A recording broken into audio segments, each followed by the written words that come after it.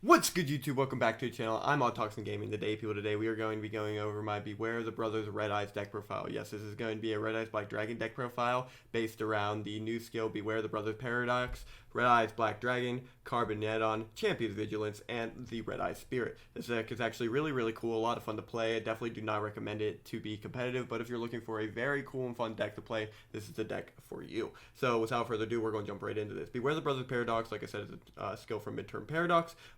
You activate it by revealing a Gate Guardian or a Gate Guardian piece while you have no cards in your extra deck, and then you get this skill for the remainder of the duel. So these skill read as follow. You get the normal summon level 7 monster for one less tribute. You can tribute summon one level 7 monster and face up addition to your normal summon set. You take no effect damage, so no, you can, or your opponent takes no effect damage, so you can't use Nightmare Wheels or Zomas of Spirits, and you can only attack with one monster each turn, but that monster can make a second attack on monsters during each battle phase, which is really nice. It creates it to where you can clear the field, and also it's not that bad of a drawback in my opinion. It's actually kind of a good card to have. But with the monster lineup here, it's going to be 5 of the pieces, being 3 Song of the Sunder and 2 Kazijin. We play Kazijin over Suijin because of the water deck that's running around right now being a legendary ocean. What this will do is it will actually reduce the level of your monster in hand, so it makes it to where you can't summon the piece as an additional normal summon if you run into that deck. So Kazijin is just a safe bet to be playing at 2.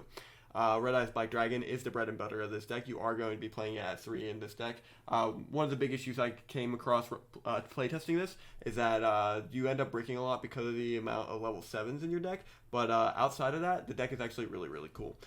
Breaker the Magical Warrior is being played at 3 in this deck. That way you can get rid of a counter, destroy a spell trap card on the field, tribute off your monster for one of your pieces, and then, yeah, it's pretty nice. And then Carbon Add-on is also going to be played in this deck as 2 of. The reason why is because when this card is sent from the field to the graveyard, you can banish it from your graveyard, special summon from your hand or deck a level 7 or lower Dragon Normal monster in defense mode, which is really cool. So you just banish these from your graveyard, and then summon your Red Eyes Black Dragons to the field in defense mode. Soul Exchange is also being played as a 3 of in this deck as monster removal. Being able to remove the opponent's monster to summon your pieces is really nice.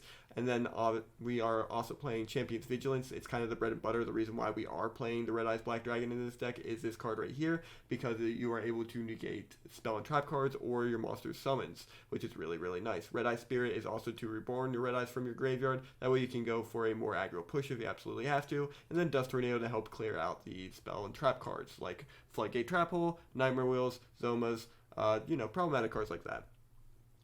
The side deck is 3 Offerings to the Doomed. Be careful playing this card in this deck.